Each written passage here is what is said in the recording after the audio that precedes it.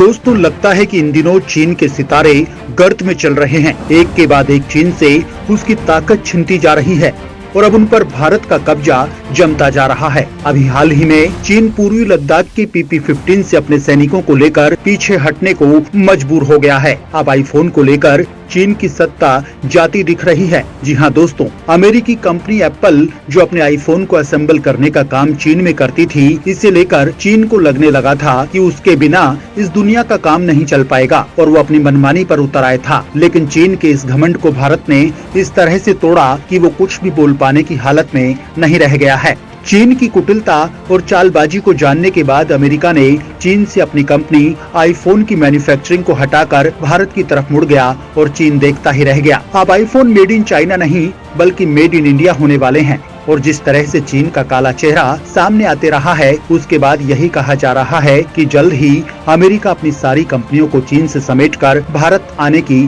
तैयारी करने लगेगा। तो क्या होगा जब भारत में आईफोन की मैन्युफैक्चरिंग होगी और चीन पर इसका क्या असर पड़ेगा? साथ ही चीन से और क्या क्या छिनने वाला है जिसका चीन को डर सताने लगा है?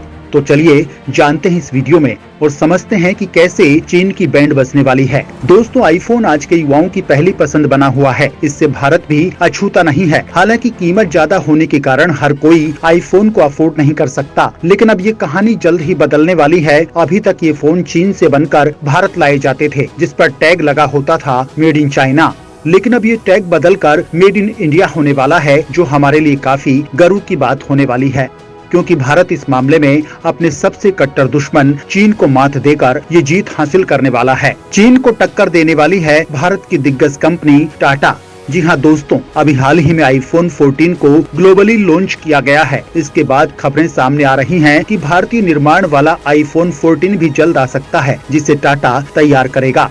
इसके साथ ही इसे सस्ते में लाने का भी प्लान बन रहा है। बताया जा रहा है कि एप्पल के Taiwan based supplier Wistron Corp और टाटा ग्रुप की साझेदारी होने वाली है। इसे लेकर दोनों के बीच बातचीत चल रही है। दोस्तों, विस्ट्रॉन वही कंपनी है जो आईफोन के लिए रॉ मटेरियल सप्लाई करती है। जानकारों का कहना है कि टाटा ग्रुप और विस्ट्रॉन साथ मिलकर एक मैन्युफैक्चरिंग प्लांट की शुरुआत करने वाले हैं और ये उम्मीद जताई जा रही है कि नवंबर तक भारत में आईफोन का निर्माण शुरू हो जाएगा। ऐसे में संभावना है कि दोनों कंपनी मिलकर आईफोन को कम कीमत में ला सकती हैं।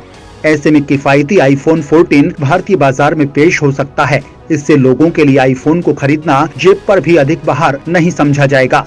साथ ही ग्राहक made in India iPhone use कर सकते हैं। भारत में आईफोन के निर्माण करने की खबर काफी समय से चल रही है। इसके पीछे का कारण भारत में आईफोन की कीमत ज्यादा होना है। इसके अलावा और भी कई वजह शामिल हैं। दोस्तों, यहाँ आपको बता दें कि आईफोन अपने खुद की मैन्युफैक्चरिंग यूनिट पर डिपेंड नहीं रहता। उसके पास 200 से ज्यादा सप्लायर कंपनी है जो उसके लिए अलग अलग कंपोनेंट सप्लाई करते हैं। ये सभी कंपोनेंट्स एक जगह लाकर असेंबल किए जाते हैं। इसके साथ ही आईफोन के कुछ पार्ट ताइवान में भी तैयार किए जाते हैं। इसमें यहाँ की फॉक्सकॉन, विस्ट्रॉन और पेगाट्रॉन कंपनी में तैयार किए जाते हैं। इन कंपनी में विस्ट्रॉन है जिसके साथ भारत की बातचीत चल रही है। दोस्तों, वैसे तो एप्पल फोन का निर्माण भारत में पहले से चल रहा है। आईफोन के कई सारे मॉडल भारत में भी बन रहे हैं, जिनका निर्माण फॉक्सकॉन और विस्ट्रॉन कॉर्प कर रही हैं। भारत में आईफोन 11, आईफोन 12 और आईफोन 13 सहित अपने कुछ सबसे उन्नत आईफोन बनाती है। IPhone 13 latest 5G A15 bionic chip,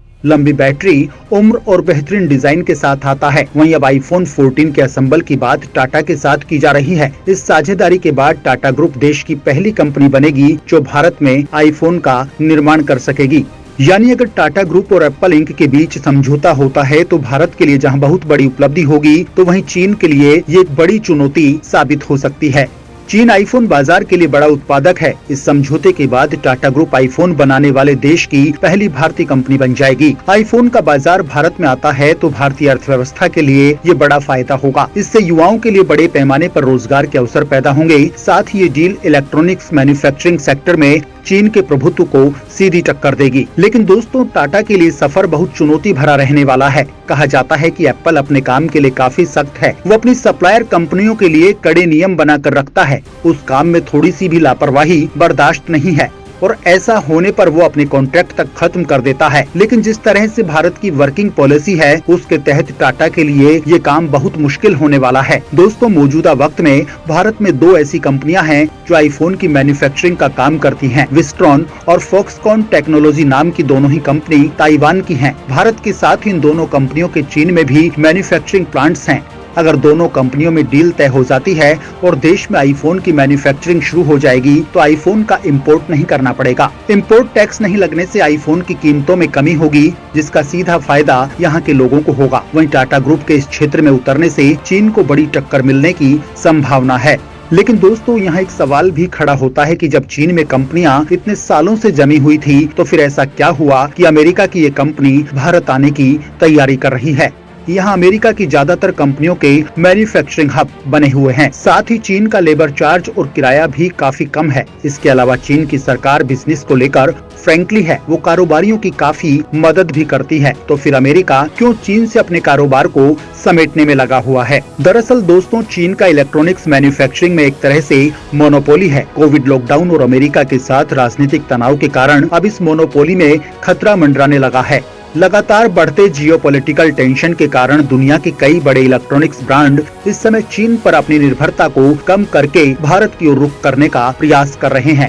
इसके अलावा ताइवान भी इसका सबसे बड़ा कारण है। ताइवान खुद को स्वतंत्र देश मानता है। दुनिया के कई देशों ने इसे स्वतंत्र देश भी माना है, लेकिन चीन इस मामले में अड़ा हुआ है। वो ताइवान पर अपना जबरदस्ती हक जमाता है। इसके साथ ही चीन के कुछ साथी भी उसका साथ देते हैं तो ताइवान को स्वतंत्र देश नहीं मानते हैं। चीन का मानना है कि ताइवान में उसके ही देश के लोगों ने जाकर अपनी सरकार बनाई है तो वो उसका ही देश का भाग है। लेकिन ऐसा नहीं है। ताइवान की अपनी सीमाएं हैं, अपना राष्ट्र है, अपना ध्वज है और अपना खुद का लोकतंत्र है जो चीन से बिल्कुल अलग है। लेकिन जैसा चीन की फितरत रही है, वो अपनी विस्तारवादी नीति के तहत ताइवान पर अपना हक जमाता है। वहीं ताइवान को अमेरिका खुलकर सपोर्ट करता है, जिससे चीन को काफी चिढ़ है। उसने यहाँ सैन्य कार्रवाई की धमकी भी दे दी। लेकिन इन सब के बीच एप्पल कंपनी को यहाँ काम करने में दिक्कत होने लगी और ऐसा सेमीकंडक्टर चिप के कारण हुआ। दोस्तों, ताइवान में दुनिया की 90% सेमीकंडक्टर चिप का निर्माण किया जाता है। साथ ही एप्पल के कई सारे पार्ट्स ताइवान में बनते हैं, फिर ये चीन असेंबल होने के लिए जाते हैं। अगर चीन ताइवान पर कैसी भी कार्रवाई करता है तो एप्पल का काम भी रुक जाएगा। साथ ही ताइवान चीन को छोड़कर अमेरिका की तरफ जाएगा। ये सारी कंडीशन चीन के लिए बहुत घातक होने वाली है। इसके अलावा कोरोना महामारी की मार भी चीन में देखने को मिल रही है। इसे देखते हुए एप्पल को काफी सारी परेशानियां हो रही हैं। इन परेशानियों को दूर करने का एप्पल को एक ही ऑप्शन दिखाई दे रहा है और वो है भारत।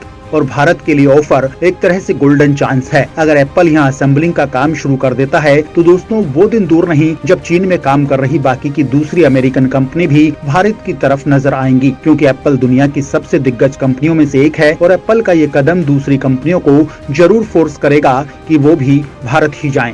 लेकिन दोस्तों, यहाँ भी भारत के लिए कई परेशानियां खड़ी हैं। भारत की वर्क पॉलिसी इसका सबसे बड़ा माइनस पॉइंट है।